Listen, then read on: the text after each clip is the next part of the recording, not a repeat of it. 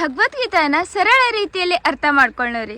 ವೇದ ವಿನಾಶಿನಂ ನಿತ್ಯಯಂ ಏನ ಮಜಮಃ ವ್ಯಯಯಂ ಕಥಂ ಸ ಪುರುಷ ಪಾರ್ಥಕಂ ಘಾತಯತಿ ಹಂತಿಕಂ.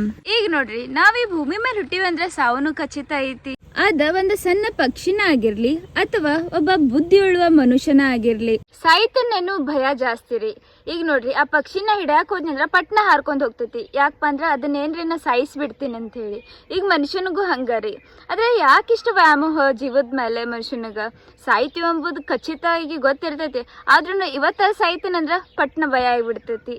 ಯಾಕಪ್ಪ ಅಂದ್ರ ನಾವೇನ್ ಮಾಡ್ತೀವಿ, ಒಂದು ಆತ್ಮನ್ ಪ್ರೀತಿಸೋ ಬದ್ಲಿ ನಮ್ಮ ಶರೀರಕ್ಕೆ ಜಾಸ್ತಿ ವ್ಯಾಲ್ಯೂ ಕೊಡಾಕತ್ತೀವಿ. ಆ ದೇಹದಿಂದನ ನಾವು ಒಂದು ಮನುಷ್ಯನ ಗುರ್ಸಾಕತ್ತೀವಿ, ಹೊರತಾಗಿ ಅವನ ಮನಸ್ಸಿನಿಂದ ಗುರ್ಸಂಗಿಲ್ಲ. ಇಲ್ಲಿ ಶ್ರೀಕೃಷ್ಣನು ಅದನ್ನ ಹೇಳಕತ್ತಾರಿ, ನಾವು ನಮ್ಮ ಶರೀರ ಮೇಲಿಂದ ವ್ಯಾಮೋಹ ಕಮ್ಮಿ ಮಾಡ್ಕೊಂಡ ಆತ್ಮದ ಮೇಲೆ ವ್ಯಾಮೋಹ ಹೆಚ್ಚಿಸ್ಕೊಂಡ್ರ ನಮಗ ಸಾವಿನ ಅಂಜಿಕೆನ ಇರ